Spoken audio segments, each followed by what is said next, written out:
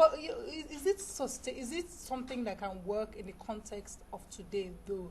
You know, globally and especially in Nigeria, you didn't want to say anything, but in saying that, you know, about antecedents of the people there and all of that, isn't beauty pageantry, hasn't it become abused in Nigeria in particular? Everything is abused in Nigeria in particular. We should try to separate them, separate the dream. So it does not mean that dream is bad, it's the process that is bad. And you know, I tell people every day that, you know, pageantry is a legitimate way of allowing people who wouldn't look at Oluchi. Well, she's international now. She has traveled where she could never have possibly reached by dint of birth or by process. Normally, yes, she would not have. It just gave her that opportunity. Isn't that a profession? I mean, modeling is a that's profession. a pageant, like any other pageant. But they she just came happen out to through be pageant. a model. Yes, she came out through a pageant, you see. Pageantry gives people who would not ordinarily have the opportunity to go places they would never have reached. People from the hinterland, people who are not even in metropolis.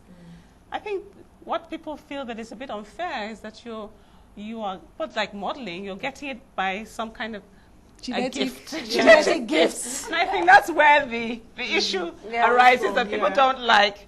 But everything is a genetic gift. Your brains, your brilliance, your height, your ability to talk. So we shouldn't really criticize or be disparaging. Everything one does is a genetic gift. It's how you use it and apply it that will take you to where.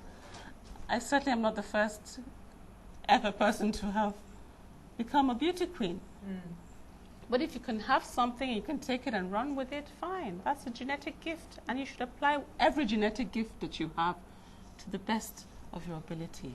But would you, I mean, like placing a lot of emphasis on things like that, isn't it possible that that also adds to the reason why it's so easy to abuse that kind of process? Because young girls are brought up to believe you're a princess. Every girl is a princess, and then there's that process that takes them to that princesshood or princessship. No. And now that process is abused. Isn't it possible that because we place so much emphasis on that, they are more susceptible to the abuse that comes with that process? No, not necessarily. Every process, you see, it's for a moment.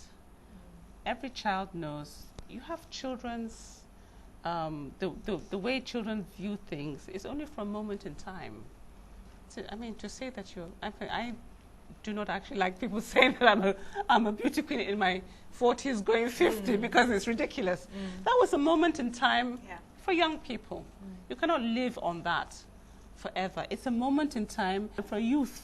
Right. And you should forget it. You leave it there. You know it's something you can do at a particular time. You've done it and you move on. And I think it's with most things. You have all kinds of work that one does.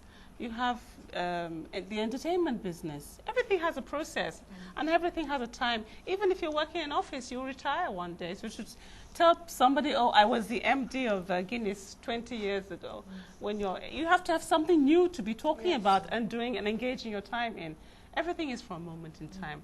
And you have to place it where it should be placed and see it for what it is. It's not a career. You alluded to something there where you said, oh, look, and I know you said it to me before that, I mean, I'm in my 40s, they're still we're still talking with me or even looking at me as a beauty queen. Do you think that for women generally, I mean, I've confronted that myself, that particularly if you look a certain way or if you have a certain quality, if you dress well, if you know, there's this particular box, that stereotype or box that the society wants to place you in, and we should they will not see they will not see you beyond that. You know, I just think that is that box is built by jealous people who do not have the gifts that people have and want to stereotype them into a particular place. People don't realize that to do all these things, you have to be quite intelligent. You have to be laterally intelligent because you have to be multitasking. And you have to be quite intelligent to be able to put all the processes together and come up with something. It's like creativity. You need to have some intelligence to be able to create something. Right. And the fact that you're beautiful, or the fact that you like dancing or you're fun, does not preclude you from being intelligent. Right. In fact, it adds. Have you come up against prejudices like that? I mean, people assuming that because you're a beauty queen or you were a beauty queen at some point in your life, therefore you can't have become a lawyer, or you can't have become an author. No, not really, because you see, I precluded that by first of all going to university. Okay. You know, I participated when I was in university. I didn't take time off, and I did my degree. I did law school. I went on to do a master's at King's. Even if they said in Nigerian universities that you did not go through the process properly, I now went abroad and did a master's at King's College, university, and I did a master's. So these are my credentials.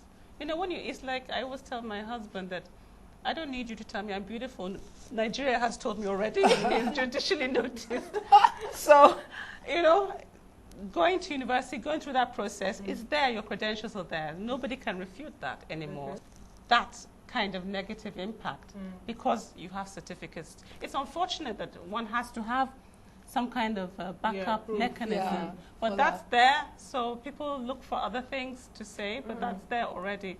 And I believe that it's unfortunate that if I didn't have that, then I would probably have faced that, which is so unfair because your certificate is not what makes you intelligent at all. You either are or you're not. Yeah. Let me ask you one last quick question about beauty pageantry. I'm leaving it there. Who's your favorite? Who's your favorite? Pardon? Move on past beauty. Move on past the beauty. Move on past beauty. Hey, don't go there, Amy. Now, who is your favorite beauty queen ever? Nigerian beauty queen ever? I have quite a few. I mean, I think some have really done, you know, to be a beauty queen, you have to be larger than life to some extent. Yeah. And I think somebody who fulfilled that was Bianca. Right. Bianca Ono. Right, Yes. right. She's iconoclastic. Yeah. You just never could get that image out of your mind. And it doesn't matter how many children she has, how many, she filled that criteria.